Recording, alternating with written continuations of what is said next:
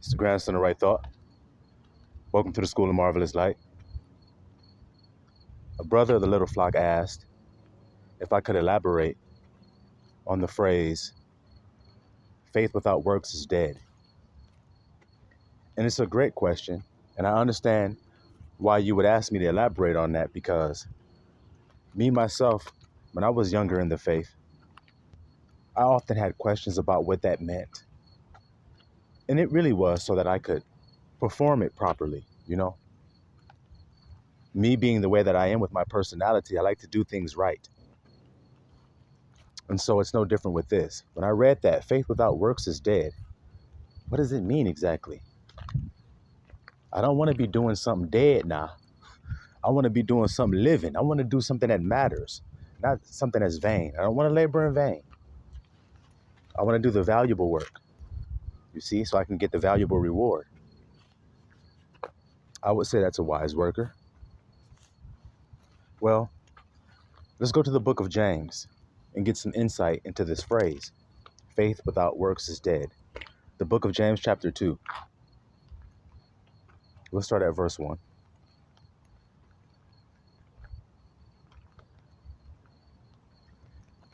James chapter 2, verse 1. My brethren, have not the faith of our Lord Yahushua HaMashiach, the Lord of glory, with respect of persons. Stop. So this faith that we have, do not have it with respect of persons. Now, what is this faith that we have?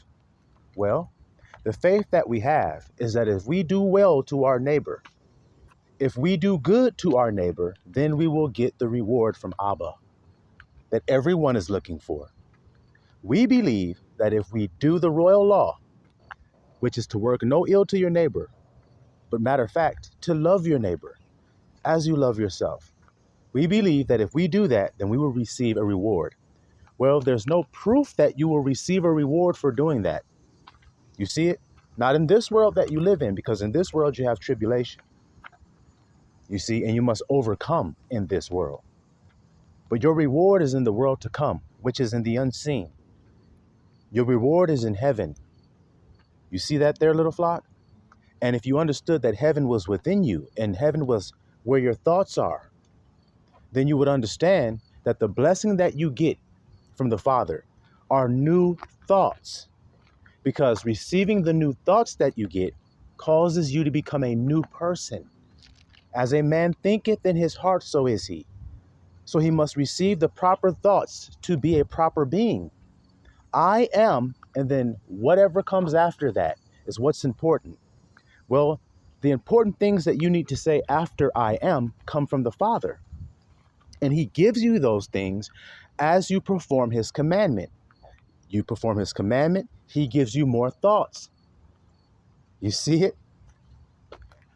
And as you receive the new thoughts, you become more of a being, a more elevated being, because he gives you more elevated thoughts. Because as he said, my thoughts are higher.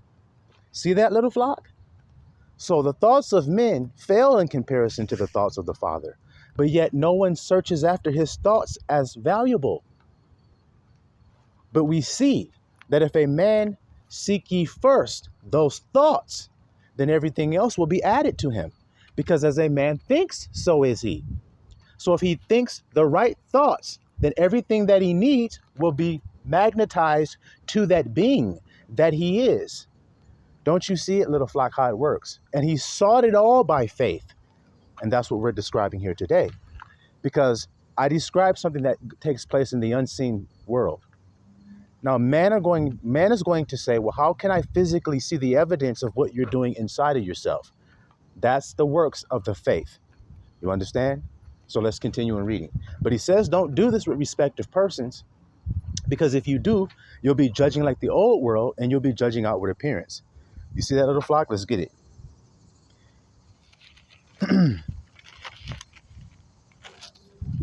He says,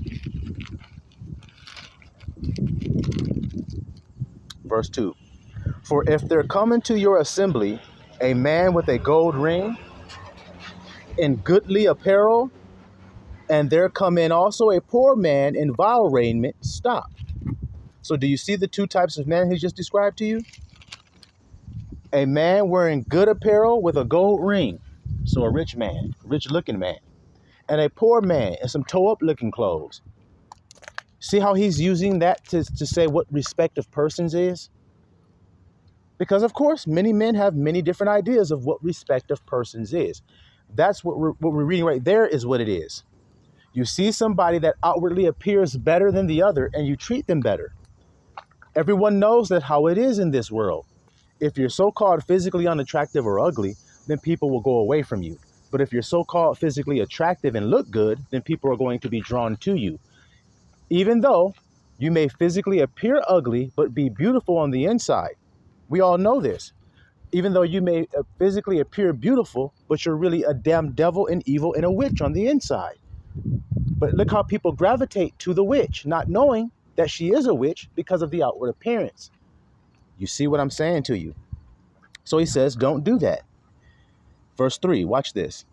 And you have respect to him that weareth the gay clothing, the nice clothes, and says unto him, sit thou here in a good place, and say to the poor, stand thou there, or sit here under my footstool. Are you not then partial in yourselves? Partial in yourselves? You hear that? And are become judges of evil thoughts? See? So now, what is the partiality within self? You believe that something is better or more high quality or more to be sought after because of how it appears. You have judged an evil thought when you do that. That's what James has just said to you. So then it won't do you any good to accept somebody based off of how they appear to you.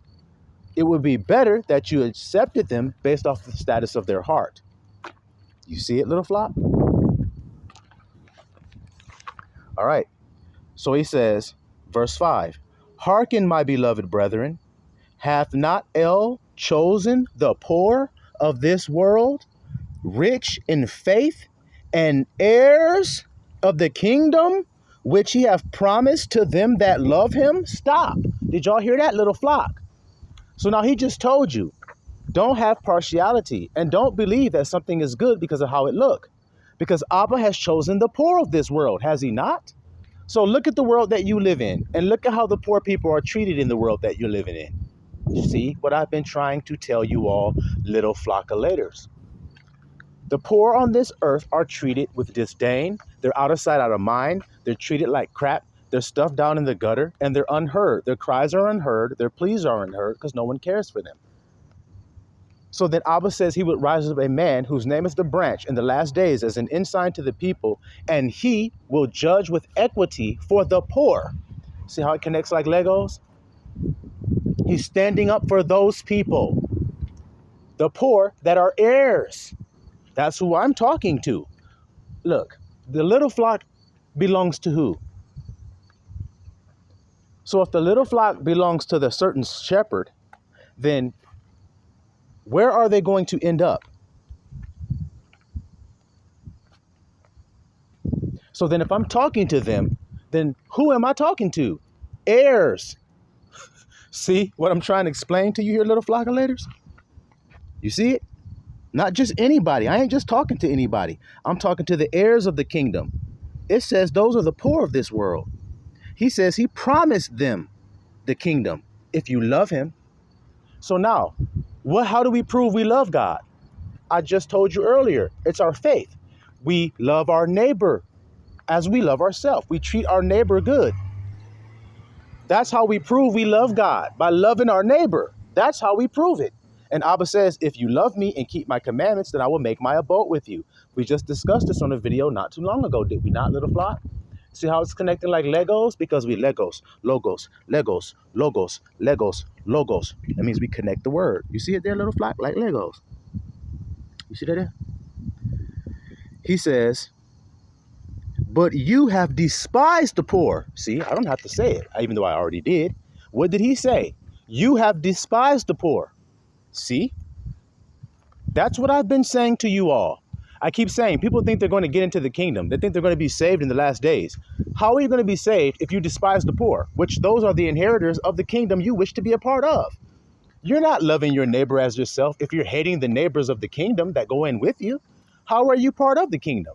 You can't be. See it there, little flock?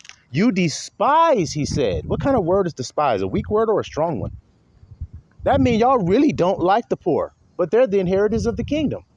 Why? Because they do unto others as they would have them do unto them, but you can't see it. I have.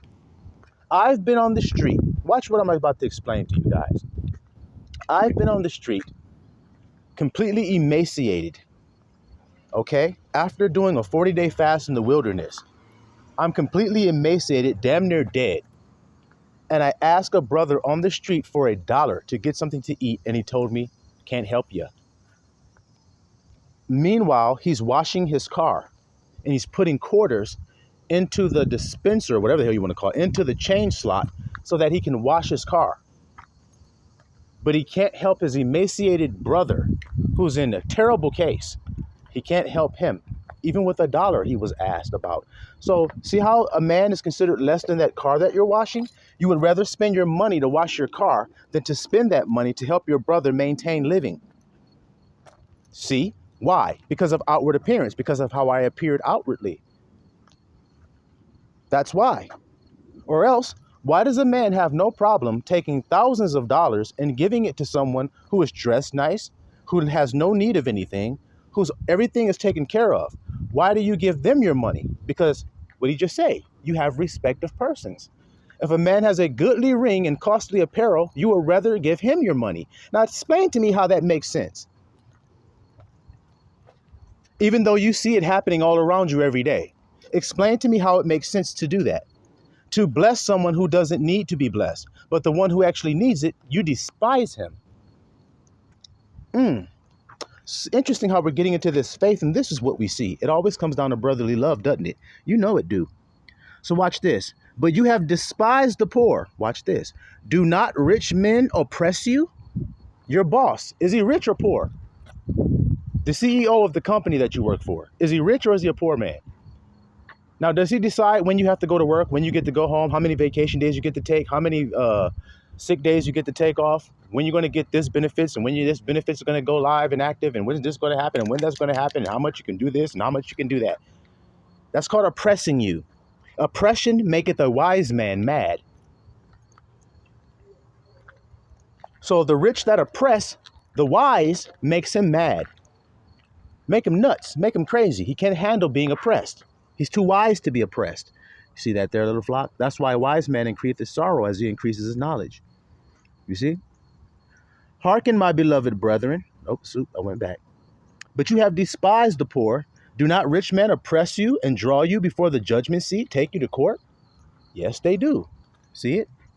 Do not they blaspheme that worthy name by the which you are called?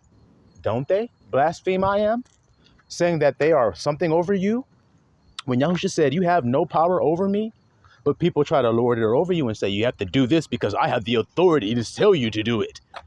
See what I mean? That's what he's saying. Watch this, verse 8. Watch this, little flock. If you fulfill the royal law according to the scripture. Now, people keep running up here to want to tell you what the royal law is instead of letting the word of God tell you what it is.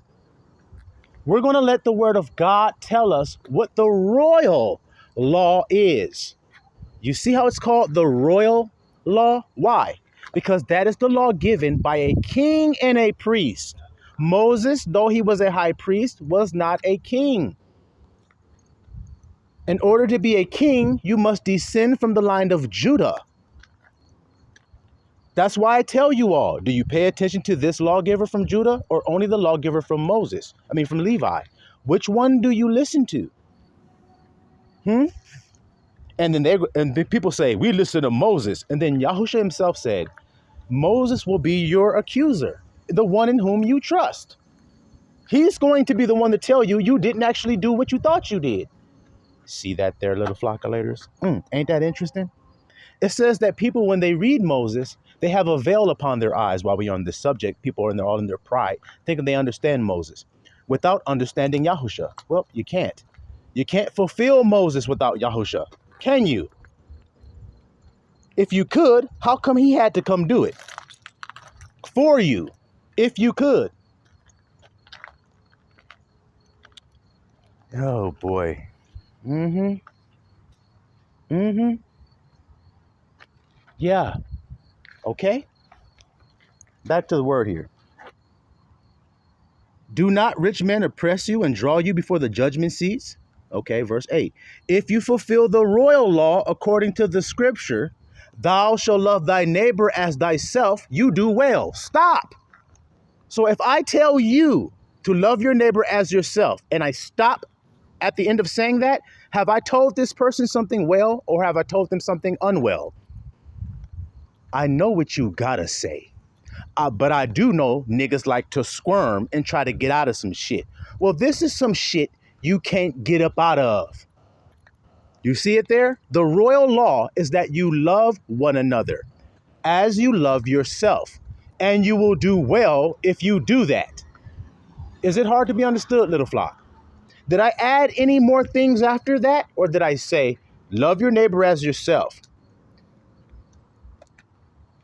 See what I'm saying? You see, it's a narrow path. It's very narrow. All right? But if you have respect to persons, you see what he's saying? Now you're going to be breaking the commandments. And why? Because you're judging wrong. And he told you what you're judging on, outward appearance. The moment you start to judge a person by outward appearance, you are now falling into iniquity and sin and wrong. You see it? You see? But if you have respect to persons, you commit sin, see? And are convinced of the law as transgressors. See? For whosoever shall keep the whole law and yet offend in one point, he is guilty of all. So if you say, well, I haven't committed adultery and I didn't steal, but yet you coveted, then you still broke the whole entire law because you offended in one part of the law, and every man has. You see that there, little flockulators? For he that said, watch what he's going to say here in verse 11. For he that said, do not commit adultery, is that one of the 10 commandments? Yes. Watch this. Said also, do not kill. Is that one of the 10 commandments? Yes. Now, if thou commit no adultery, yet if thou kill, thou art become a transgressor of the law. That's what the grandson was just telling you a second ago. See? So if you keep one part, but you break the other part, then you've broken the whole thing. See? So speak ye, and so do as they that shall be judged by the law of liberty. I asked you guys if that's in the Bible. Well, now I don't have to ask you, do I? Because we've all heard it today. You see? We've all heard it for ourselves. So there's a law of liberty. You see? That makes you free from things like don't commit adultery. It makes you free from do not. Do makes you free from do not. If you can't hear that wisdom, then you really are just hanging on by a thread, dude. Hanging on by a little thready thread if you can't hear that wisdom. When you find out what to do, you no longer have to focus on what not to do. Correct or not, guys? Correct or not? I can sit there and train a person on what not to do all damn day long. Or I can just show them what to do. And if I show them what to do, then I don't have to show them what not to do I? So Moses showed you what not to do. Yahushua showed you what to do. And that's what we're reading. And that's why it's read the way that we read it. When he said, this is the royal law. And I know that you've heard things like, do not commit adultery, don't kill, don't steal. You see? 10 commandments. You see? So speak ye and do ye as though you should be judged by the law of liberty. For he shall have judgment without mercy that have showed no mercy. So now, the liberty is that do unto others as you would have them do unto you. And he just proved that by that statement he just made, didn't he? If you have mercy, then you will receive it. So that makes what I do very simple in my life. Imagine somebody telling me, grandson, if you want your wife to commit adultery on you, then commit adultery on her. Now, even though that's a true statement, that's more than likely what will happen, if you commit adultery, your spouse probably will too. So it's best not to. You see that there? But if I say, don't work any ill to your neighbor, love your neighbor as yourself, then all I have to think about is what I do want. And what do I want? If I don't know what I want, then that means I don't know myself. Isn't that correct? But if I do know myself, then I know what I want, don't I? It's like going to McDonald's and you say, let me get a Whopper. They're like, we don't serve that. So you can ask all day for the shit, but that don't mean you're going to get it. Matter of fact, it means you're not going to get it. So there's no need in asking. Maybe you should ask for something that we do have. You see it? You see, it's the same principle here. Now, back to the word.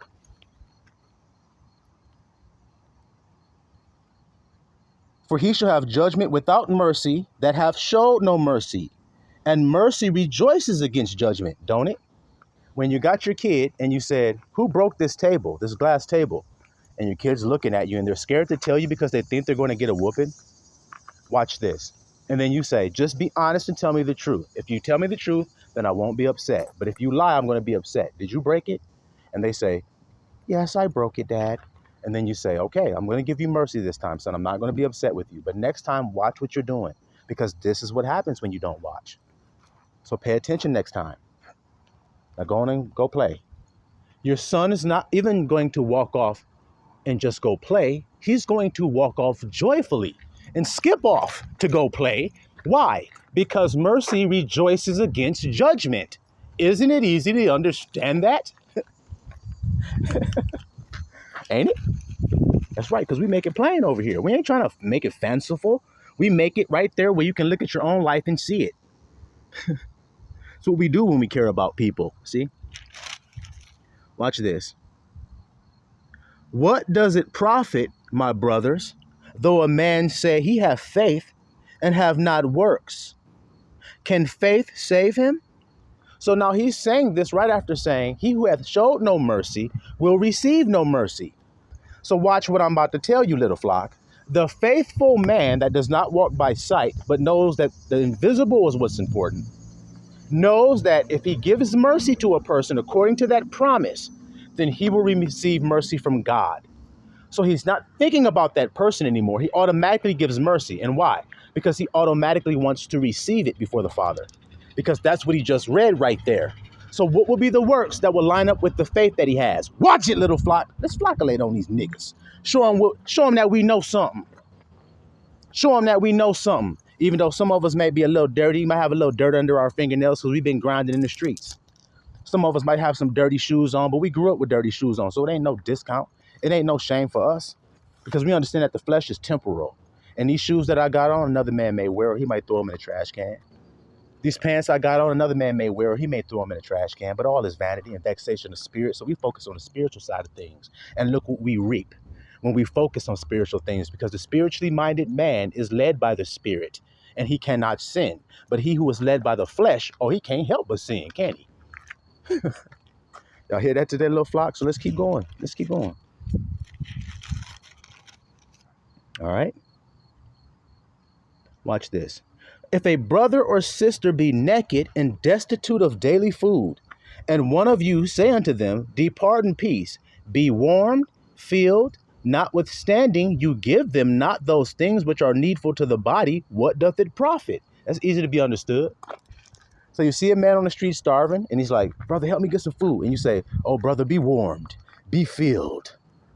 And then you walk on in the store and get your food and walk on out eating. Then what did you do for him? You didn't do nothing.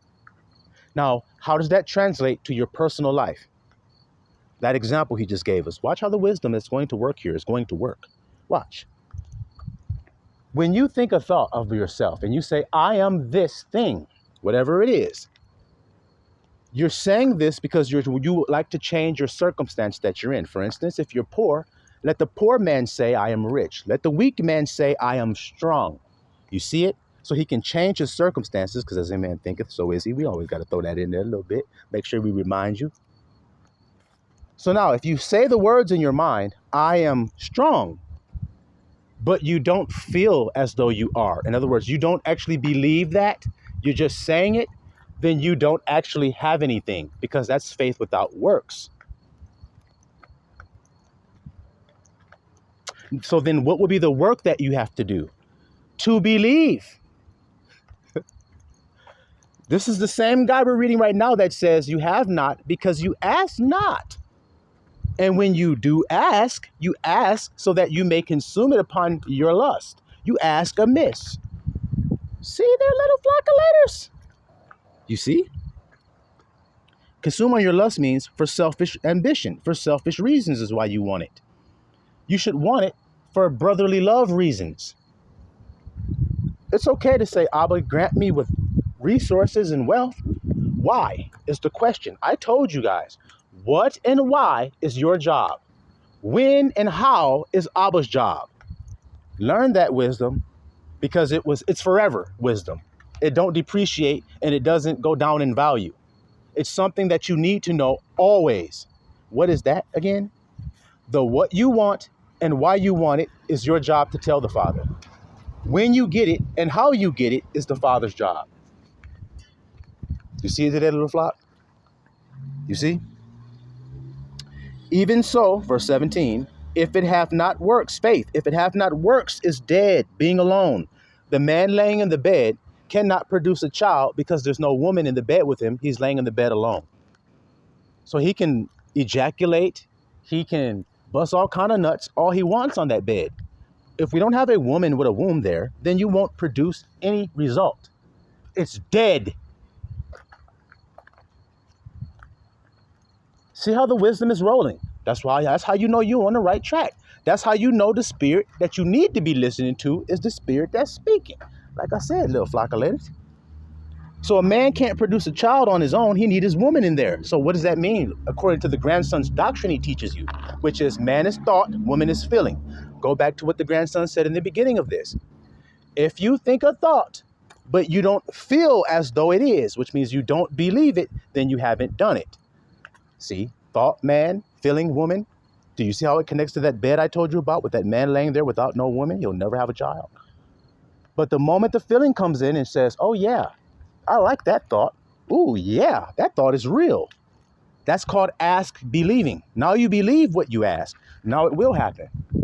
So what is the labor that the man does? What is his works? Believing. Because why did the children of Israel not enter into the promised land? There's only one reason, and it starts with a U. What? Belief. See? They labored by the work of their hands. The Bible said, I quote this all the time, and I also said in my last video, it's like y'all ain't hearing that. They sought it as it were by the works of their hands and not by faith. Now, I've just told you how to seek it by faith and what the work is that you must do that goes along with the faith. In other words, the food that you put in that poor man's hands is the woman. The thought to put the food in that man's hands is the man. That's the husband and wife that you are walking around every day. So when you were walking with your wife, you were all alone. Can you hear this doctrine? You were walking with your wife down the street and you both saw that poor man. And you as the husband says, let me give that man something to eat. Be warmed, brother, and be filled. The word. You see? But it alone does not give you the result. You need to put the food in his hand. That's the woman. So who can find a virtuous woman? Who's not lazy? Who will do what the spirit says to do? Because the flesh is weak and it's ornery and doesn't want to listen. So who has a virtuous wife who will submit and listen to her husband? This is just really wonderful. I don't know if you guys can taste all of the succulent flavors that we're eating here over there at the School of Marvelous Light, but I can. All right. Watch this here. You believe that there is one L. You do well. See that there? And the devils also believe and tremble. Ooh. But will you know, O vain man, that faith without works is dead? So he calls him, O vain man, your hands. Vain labor. It's all vanity. Fear El and keep his commandments, for this is the whole duty. Duty means your work. See? What's the whole duty of man? To fear El and keep his commandments. Fear him means to believe him. And keep his commandment means to love my neighbor as myself. That's the royal law. Elevate it. It ain't no stuff added to it. It's love your neighbor as yourself. We just read it. See? how it goes. See how it goes? O vain man, that faith without works is dead. Now watch this, little flock. Was not Abraham our father justified by works when he offered Isaac, his son, upon the altar? I just talked about this in the video yesterday as well. So what was Abraham's faith? Well, we know it was that he would have a son of promise. See, the son of promise. That was the promise that he had, that he would have a son by Sarah. So when he did, and then he was called upon to offer that son up, he didn't hesitate to do it. He didn't believe that that was the end of the promise. He knew that Abba would bring that son back and give him back to him, even if he did take his life. The scriptures will tell you that. So it says, I believe Abba even to death. It don't change the promise he told me. That's what Abraham was on. That's how you got to be about what you want. See it there, little flock? That's what the grandson be like. He hang on, don't let go until he's blessed. See? Watch this here. Let's continue. Seest thou how faith wrought with his works, and by works with faith made perfect? See? When the two become one, now it's made perfect. You see? His faith means he's fearless. So then the act that he does has to prove his fearlessness. Well, when he had that knife up above his head, about to plunge it down into his son, isn't that a fearless act of faith if I've ever seen it? Isn't it? Mm-hmm. Yep, it is. All right.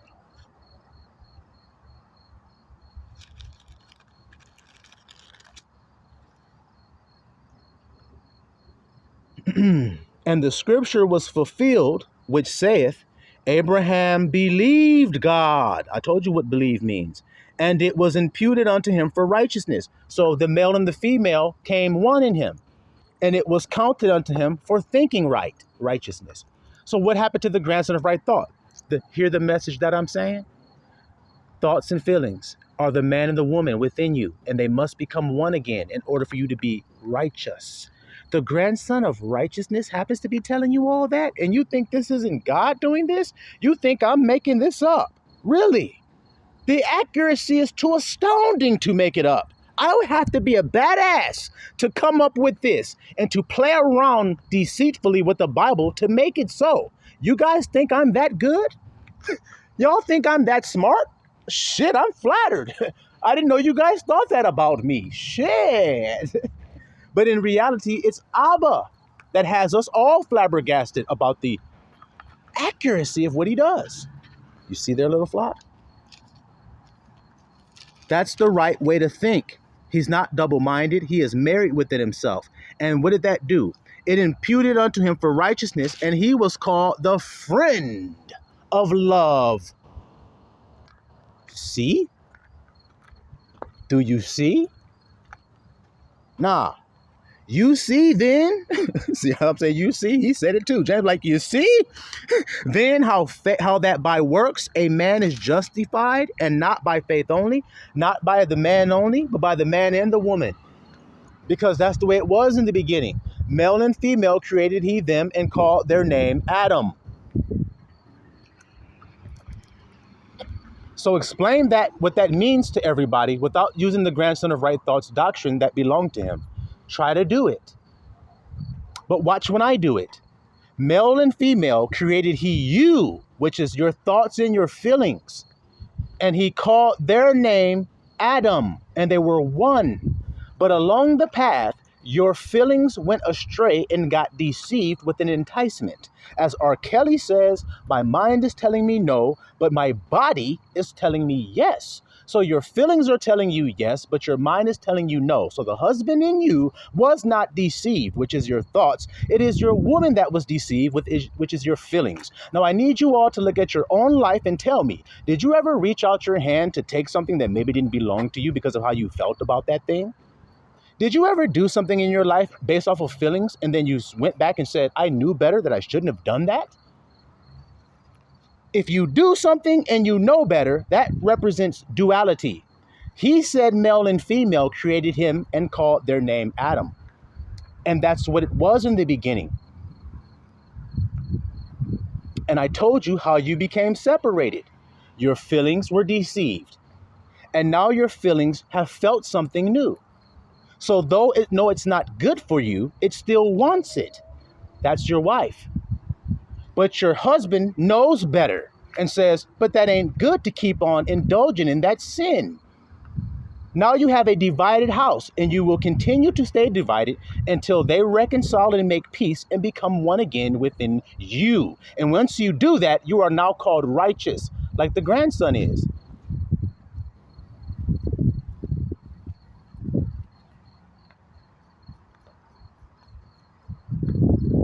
That just happened, huh? Okay. All right, then. Continuing.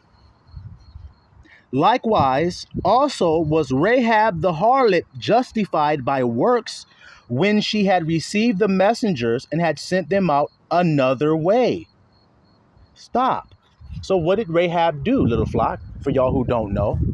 Some Hebrews were spying out in the land that she lived in, and they were spying it out so that they could invade it and take it over. And the woman knew that those Israelites were going to come and take over the land. She knew it. So when she saw the spies were being chased by some of her men, and they said, hide us and let us down out of the city a certain sneaky way so that we're not seen. Because if we're seen, we'll be killed or imprisoned or whatever, taken prisoner or whatever. But if you help us, then we will promise not to kill your family or your household. We will spare you if you help us. Now, guys, in order for her to help them, what was she looking at? Watch how this goes. What was she looking at in her mind? She was looking at her family being spared and saved. That is what her mind was on. So since she believed the word of those Israelite men, it caused her to do a thing. And what was that thing that she did? She let them out another way. She wouldn't have let them out another way if she didn't believe. But she did, and she even said she did. Okay, so see how the works match up with what she desired, which was salvation? She did the works necessary for salvation is the point. So then you need to do the works necessary for salvation. And what are they? To keep the royal law. Keep telling you that.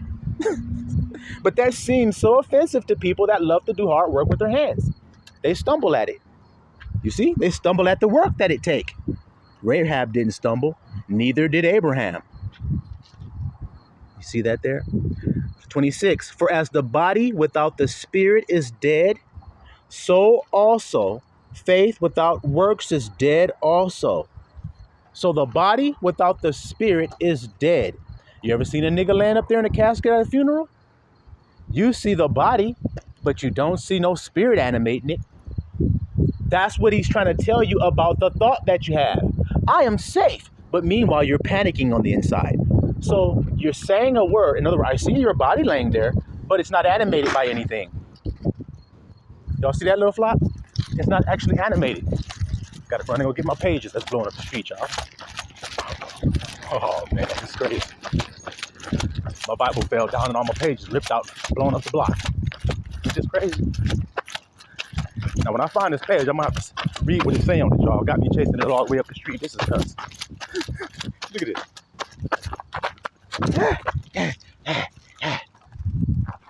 Hopefully the rest of the Bible ain't blow away. Ain't that crazy, y'all? What is this that just blew up the street on us, y'all? Let's take a detour real quick. John 4. And when therefore the Lord knew how the Pharisees had heard that Yahusha made and baptized more disciples than John, though Yahusha himself baptized not, but his disciples, he left Judea and departed again unto Galilee. And he must needs go through Samaria. Then cometh he to a city of Samaria, which is called Sychar, near to the parcel of ground that Jacob gave to his son Joseph. Now Jacob's well was there. Yahusha therefore, being wearied with his journey, sat thus on the well, and it was about the 6th hour. And that's when he talks to that woman, and y'all know that. Page is still blowing, y'all. Y'all give me a second. All right, little flock, my bad. I had to collect my stuff. Little Prince of the Air was mad. He like, blow that Bible off of there. He's telling them too much truth. Blow that thing down. Knock him off kilter. Get him off subject. Do something. But anyway, little flock, now you should understand the works that are associated with the faith that you have. Faith is the substance of what you hope for. So we can use a simple example like I always use about working out and getting a nice body. Now, if you say, I have a nice body, I am sporting a brand new nice ass body. You saying that in your head, but you don't actually do any work that produces the nice body, then you won't have it. It's just that man laying on that bed without his wife. You see it? You need a diligent, hardworking, virtuous woman that strengthens her arms and puts her hands to the spindle and the distaff and can make beautiful garments, and her hands don't get weary and tired. Do you understand what that means, little flock? Do you understand what it means? That means that once your body is in subjection to the Spirit and it's diligent in the work that the Spirit has for it to do, it can do wonderful works and move hella mountains. You see how easy it is to understand? It can be done, but it requires faith. The husband, the strong man of the house that I tell you all about. You see it? He's called a strong man because he doesn't deviate from what he has claimed. So now, let's go back to the body. You say, I am experiencing having a great body. And now the works come along that have produced the results, because now you're working in tandem as one. You're doing the works that match the faith and the hope of the faith that you have. You see it? So now you get the results. Isn't it easy to understand? You get the results now. And so it works that way within, internally. If we think a thought and yet we don't believe, or we don't feel the feelings associated with it, then it is dead. It is faith without works, and it is dead. It will not produce a result. You see? But what does the scripture say? Watch this negative wisdom, and then everything I've said will make perfect sense to you. He said, we know that the things which are seen came forth from the what? Things which are seen or things which are not seen? So did you hear it? The experiences that you have come forth from the internal place within you that you cannot see. See? That's where the work is done. Internally. So now, if you say I am safe, what would be the work that a brother could see on you that would prove that you believe that? He would see you calm. Even though it looks scary, he would see you at peace. Even though it looks dangerous, he would see you resting, even though everybody's running like a chicken with their head cut off. And then that proves your faith, don't it? So you see, little flock? Just takes a little wisdom. That's all it takes. See, I'll be blessed today, little flock. And I hope y'all can receive that. And brother, I hope that edified you as well. Silawam Israel.